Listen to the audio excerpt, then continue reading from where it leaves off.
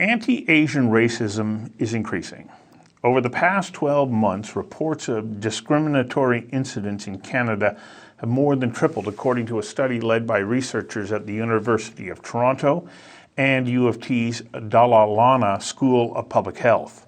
And the reason for the increase, according to the authors of the report, is COVID-19. Anti-Asian racism, unfortunately, is not new to Canada. People of Chinese descent have experienced racism, segregation, intimidation, violence, and even murder because they were, well, Chinese. You know, the Canadian government officially introduced the Chinese Immigration Act in 1885, which imposed a heavy head tax on anyone from China that wanted to come here. Then in 1923, the act banned Chinese immigrants from Canada altogether. The act was repealed in 1947 when Chinese people were allowed to become Canadian citizens. But despite the citizenship rights, it still wasn't until 1962 that immigrants from China were really allowed into the country.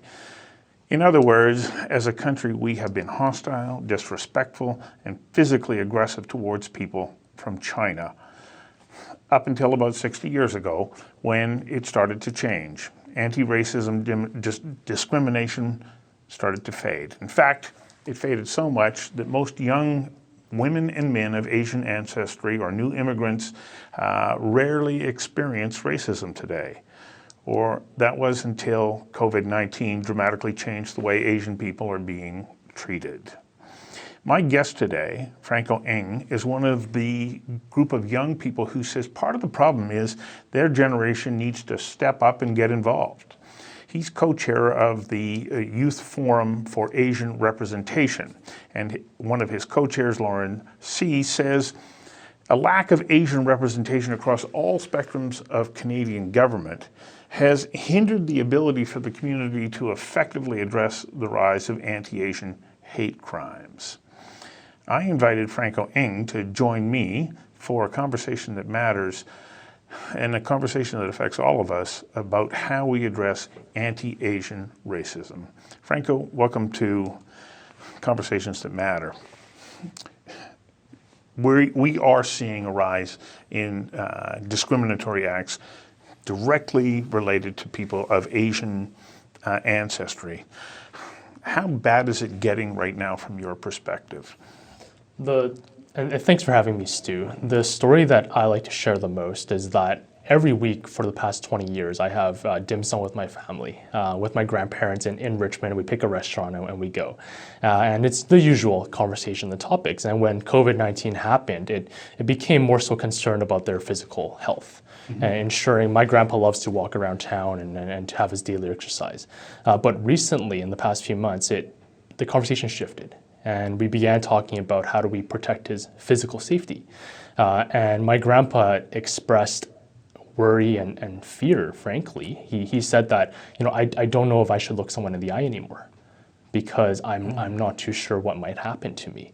And for us as younger folks, we're not afraid. We're not the targets, and we can see from the rise it's the elderly, it's females that are getting targeted from these frankly grotesque attacks. Yes. And for us, that really hits home. And seeing that attack in San Francisco with the grandma, and she was screaming and bloody, and she tried to fight back, and just thinking that being my grandfather, right? And I just felt compelled to be able to speak up and do something about it.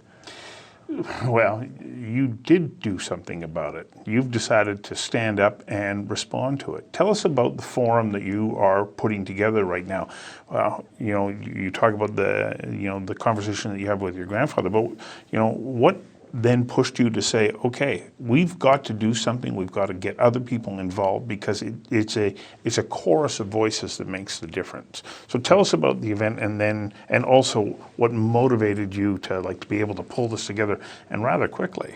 Yeah, well, when everything has been happening and we were thinking of all these different ways to mobilize my peers and youth to really look at that situation, ask ourselves, how do we contribute to this fight against anti-Asian hate? And it was very serendipitously, I've met Lauren and Brennan, the two young leaders who are really spearheading this operation, and they too share that same concern. And one thing that we realized is that racism and prejudice isn't something that can be resolved overnight. It is something that requires proper representation. It requires proper leadership in order for us to sort of break through that barrier and have the proper representation to speak up about this issue. And when we looked at that, we also realized that there are certain cultural barriers, unique challenges as an Asian community that we have to overcome ourselves in order to attain representation. And when looking at that, we're like, well, as young people and the way that we were raised, what are some ways that we can break through these barriers, these cultural barriers to representation? And that's when we kind of came together and decided to put on this forum where we brought together, frankly, some movers and shakers from the business, government, and community to share a roadmap with young people to understand how do we achieve Asian leadership and representation. Is it leadership and representation that is needed, or is that one component of a multifaceted approach to say, okay, this is a complex problem because we need to address society as a whole?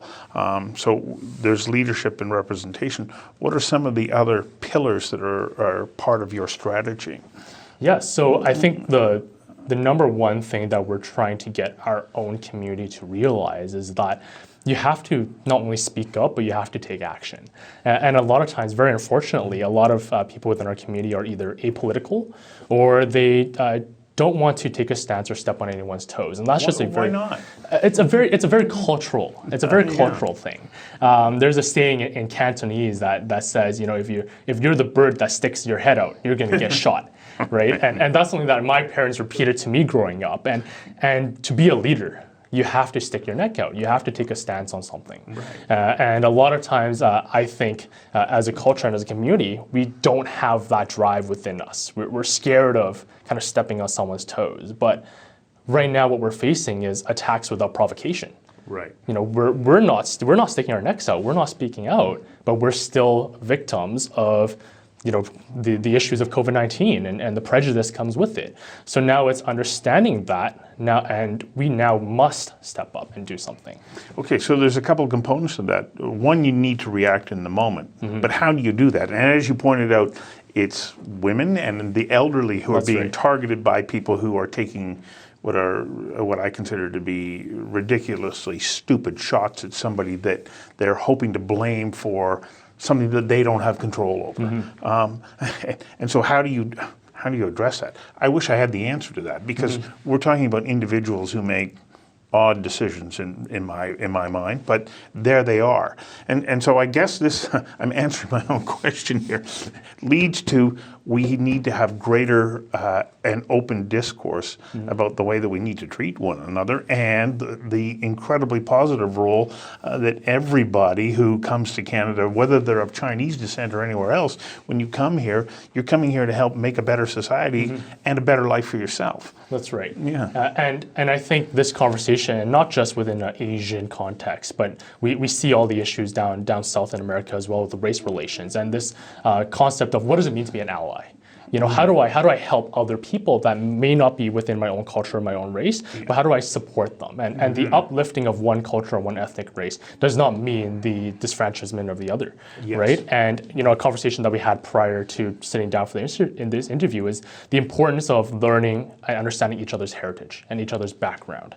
And that's something that we're definitely encouraging with our forum, is that we hope that youth, and not just youth, but people across all ethnic communities, to understand where the people where the Chinese Canadians came from, where the Japanese Canadians came from, where the South Asians came from. And we all suffered as a group of Asians in varying ways, a sort of type of discrimination, as you mentioned, up until the 60s, right? Which is really just yesterday, if you really think about it. Yeah. So there's so much. But it was only fading away. It didn't immediately go away. Exactly right. Yeah. Exactly right. And I'm a firm believer of history and heritage. And until you can really understand where a certain group of people come from, you can never really truly relate to why they act a certain way now. And I think that's something that, to address your question, how do we on a broader scale ensure that we're preventing these attacks in a sustainable way, is to have that part of our education, whether that's formally within an education system or visiting sites like the Storytelling Center in Chinatown that will be opening up. And I think that is very important for people to get an understanding. I agree with you. So, a good friend of mine, Mafalda Arias, she is a cultural integration specialist. And she works with companies to say, okay, you have people who are from Peru and others from the United States and somebody else from Germany and someone from China, all working together in the same company. How do you start to create an understanding of one another's cultures and develop a common language where when you say something, you're both saying the same thing? Right. But she said, we have a problem in Canada. We want to believe that we're colorblind, that we're not racist. And if we don't identify the problem, how then can we address it? And is that one of your objectives? Let's not pretend that there isn't anti-Asian sentiment out there. Let's highlight it, address it, and then open up a platform for discussion. That's exactly right, and I think the first step is awareness. And in the beginning, I spoke about within our own community being aware of our own cultural barriers and things that we have to overcome. Right. But in a broader community, is exactly what you just said. How do we raise awareness of the actual issues that are frankly quite prevalent within our society, but it was just covered up. And what happened with COVID-19 was that it just reared its ugly head and it just came out in the open, and it came, raging and roaring, and it came. And that's something that we have to be, like you said, made aware of first and accept. I think that's something is very important as well. As Canadians, we live in a mosaic of cultures. Yes, we do. I feel very blessed. I can go down out to Surrey for some amazing traditional South Asian food. I go to Richmond and I have some amazing Chinese food and Asian food there, right? And I think for me to be able to experience all of that, really frankly, in just one place is a blessing. But aside from just enjoying each other's cultures, we have to learn about each other's struggles. And that's something that I think is sorely lacking right now within society. Well, and if we have a common goal, that we understand one another and recognize that we are building a society together, one where we're not in competition with one another that you win, I lose, but rather if you win, I win as well, because we're not living in a land where there isn't abundance. It's if you create abundance, well then I get to share in an expanded economy and a better quality of life. So even if I'm looking at it from my own selfish interests, I can go, I want you to succeed because when you do, so do I. Right, and one thing that to speak towards that is, I think cultural aptitude is very important. I think someone, a new immigrant coming over, he or she unlocks the doors to another market, another country. They have the language and the culture to be able to connect Canada to a completely different world, and they actually add a lot of value to what we have here as a society. And as you said, on an economic standard, be able to raise our standards of living by unlocking those market opportunities for our communities. Right. And I think that's something that should be celebrated and believe in the strength of our diversity. If they, I never understood, if someone spoke English with an accent, that's something that is something to be made fun of. And that's something that I never understood, because they have another language that they can speak. They're adding value in a different way. Right. And we should, again, celebrate that. Yes, we should, because English is such an adaptive language. It will borrow from every single language that there is and create new elements of it. And it's so magnificent when we embrace that, rather than say, oh, how come you don't speak the way that I do? As a matter of fact, it's a good thing that you don't, because then what you're doing is you're sharing a perspective that may enrich us all. Exactly, and that's the conversations that we need to have. And I think, going back to our forum and what we're trying to accomplish there, when we were picking out our guests and our panelists, we try to get as broad of a picture as possible, whether they're from government or from business, or we have a panel of youth leaders who are coming out to share their perspective. We want to ensure that everyone's voices are heard and everyone can relate and have a roadmap to be part of the change. Okay, let's talk about the event. Who are some of those? I mean, it looks like an all-star cast to me. Let's talk about some of the people that you've got there. And I want to start by acknowledging Carol Lee, because you mentioned the storytelling, the Chinatown Storytelling Center. It was a magnificent tribute to the lives and the contribution of so many people who've been coming here for generations. So I know that Carol's on your list, but let's go beyond Carol. Yeah, no, absolutely. And to your point, Carol has done such amazing work in the revitalization of Chinatown and ensuring that we're maintaining our heritage in Vancouver, with the Chinatown Foundation. And our forum is completely free, but we do have a fundraising tickets that will enter you into a prize draw, and all the proceeds will go towards the Chinatown Foundation. Fantastic. So that's Yeah. definitely a point. And a cheers to Carol. And of course, the next person that we have to thank is Dr. Brant Louie, who's a chairman of London Drugs. And when speaking with Dr. Louie, he expressed that this is a topic that's near and dear to his heart, and it's something that his family have been trailblazers of, this idea of Asian representation. Yes, they are. I mean, you take a look at the contribution of the Louis family and going back to Brant's grandfather and the role that he played in helping so many other families become successful and amazing contributors to our society. The fact that you have Dr. Louis there is a remarkable testament to what it is that you're doing. Right, and he's rightly so was a torchbearer, and Yes. I think what we really wanted to do with our forum is for younger folks like myself that maybe don't have that strong affinity to the Louis family, hear the stories again of what they have done, and to be inspired by what they have done, and then recognize our own responsibility to do more. Yes. Because the conversation needs to be continued, and there's more work to be had. And it is a remarkable story. Exactly right. Yeah. So Dr. Louie again is one of our keynote speakers and a patron for our forum.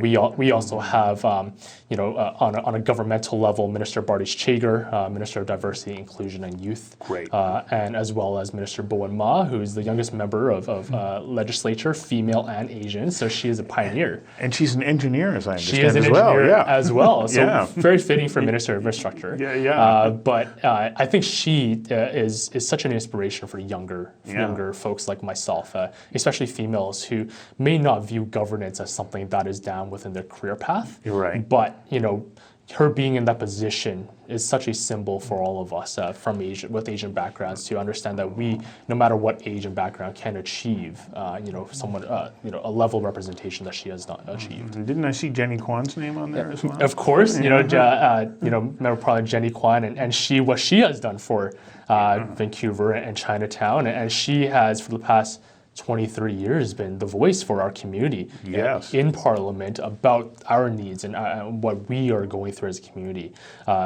She is also part of our governance panel. So when you say all-star cast, I think we've really touched every corner. Oh yeah, okay, but we can't leave out Mi Jung Lee. Now That's right. I worked with Mi Jung many years ago at BCTV, which is now global. But before she went on to her fantastic career at CTV, but she is an extraordinary example of a Canadian who has done so well and been a voice for her community, which is Korean, not Chinese, but That's right. she is, within the Asian circle of countries. Yeah, and we actually made it a point when we were again finding our all-star cast is media. We really wanted someone from the side of the media industry to be a part of it because they are on the face of television. And when families and kids are watching TV and they see the representation on that level, they envision themselves to be in her shoes. And we wanted someone of Mi Jung's stature to be able to come out and to share her story of climbing up the ranks to be a co-anchor on CTV News. And how was she able to achieve that? And that's no small feat as well. As you say that is such a remarkable point. I'm reminded of a conversation that I had with Vancouver Police Deputy Chief Steve Rye. So he's second in command VPD. And I was telling them that I was doing an interview with Wally Opal, who has, past Attorney General and so on, and judge and justice and headed up a number of commissions. And Steve said, I used to watch Wally on TV when I was a kid, and I went, well, that guy's a brown guy, and he seems to be able to do anything he wants. I guess that means I can too. That's right. Because it's inspirational to see other people that you can identify with because they help to motivate you to be all that you can become. And I think that is important. If we look at the idea that if everybody can realize their full potential and they're motivated to do so and they believe that opportunity is there, well, then all of society benefits. That's right. And one thing that we also did for this forum as well is to understand, our audience. Of course we welcome everyone, but we really want to mobilize youth. Yeah. And we really want, high school, university, and young professionals to tune into this event. And what we did was that we reached out to a brand new, a very popular influencer group called Canto Mando. And they're about 25 years old, but they are stars on YouTube, and they have about 600,000 followers that are Asian Canadian. They're local from Toronto, but recently moved to Vancouver as well, and they've been super supportive of this event. And we're trying to be the bridge. This forum is really trying to be the bridge. You have your traditional media, you have your governance and your traditional business, but then we also have your new age influencers who they in themselves hold so much weight these days with younger folks like myself, and have them step up and to share their story in this new age, I think is something that is special. Okay, how important is it that people who are not Asian, of Asian ancestry, also participate as part of the audience? Because this is something that affects all of us. All Canadians were impacted by this, and we have to collectively work towards addressing it. That's right, and it goes right back to the conversation of being an ally. And what does it mean to be an ally? It's not just to reshare on Instagram or to make a post. It is to have a good understanding, and I think personal stories go a very, very long way, especially personal stories of your neighbor beside you, Dr. Brand Louie, who's been a staple here in Vancouver, understanding where he and his family came from. I think that is so much more impactful. Carol Lee and her family. Carol Lee and her family as well. Same journey as well. So to understand all of that as a non-Asian person, I think is very important as well. Well, I agree, and I wish you great success with this, and I hope that it is one of many to come, because this cannot be just a one-time message. It's something that we collectively have to continue to repeat. And that is, we hear this motto around addressing the COVID-19 pandemic, we're in this together. Well, we're in this together for more than just addressing COVID. We're in this together because we are Canadians. That's right. And I always say we have to believe in the strength of our diversity. We have to understand that everyone, if they come from a different background, is adding much more value to our country than, like you said, it's not a zero-sum game. They're not taking away, right? They're adding to. They're adding to. Yeah. And that's something that is very important and we have to realize. So, if everyone is free on May 29th, then definitely come out. It's going to be live streamed on. We'll put the address on the bottom of the page. That's right, on the bottom of the page, and definitely spread the word, right? And we're trying to raise a little bit of money for the Chinatown Foundation as well. So I think that's very needed. They're supporting a lot of seniors during this time, during COVID-19, and they're the most vulnerable group as well. Yeah. Well, I applaud your efforts, what you're doing, and congratulations. Thank you very much. I appreciate it.